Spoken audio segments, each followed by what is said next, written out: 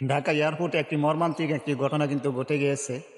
আমি জানি না এই বাবা কিভাবে সে প্রবাসে মাটিতে থাকবে। এটা কিন্তু ঢাকার ঘটনা, এয়ারপোর্টের ঘটনা। দেখেন, মেয়েটি তার বাবার কুল থেকে যেতে যাচ্ছে না, তার বাবার গলায় এভাবে জড়িয়ে রাখছে যে তাকে টেনেও কিন্তু নেওয়া যাচ্ছে না। এখন বলেন, এই বাবা কিভাবে সে প্রবাসের মাটিতে থাকবে? কিভাবে তার রাতগুলি কাটবে? কিভাবে তার দিনগুলি কাটবে?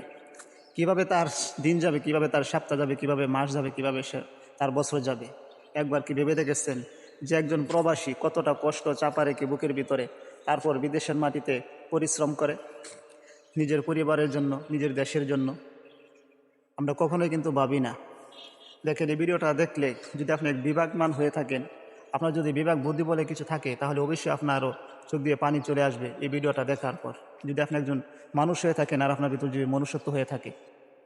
দেখেন, আমার খুব কষ্ট হইতেছে কথা বলতে, যে দেখেন কি অবস্থা করছে তার মেয়েটি, তাকে ছেড়ে যেতে চাচ্ছে না। তার দাদা টানতেছে কিন্তু তার দাদার কুলে সে উঠতেছে না, শুধু আব্বা আব্বা বলে চিৎকার করতেছে। তো এই বাবা কিভাবে সে প্রবাসের মাটিতে থাকবে?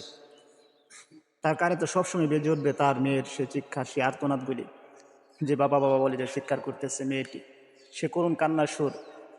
আমার এই ভাইটিকে তো হয়তো বা প্রবাসের মাটিতে তাকে ঠিকমতো ঘুমাতে দিবে না, ঠিকমতো খেতেও দিবে না। তো সকল প্রবাসী ভাইদের জন্য দোয়া এবং ভালোবাসা রইল, তাদের জন্য মন থেকে দোয়া করি। আর ভিডিওটা একটু বেশি বেশি শেয়ার করে সকলকে দেখার সুযোগ করে দেবে।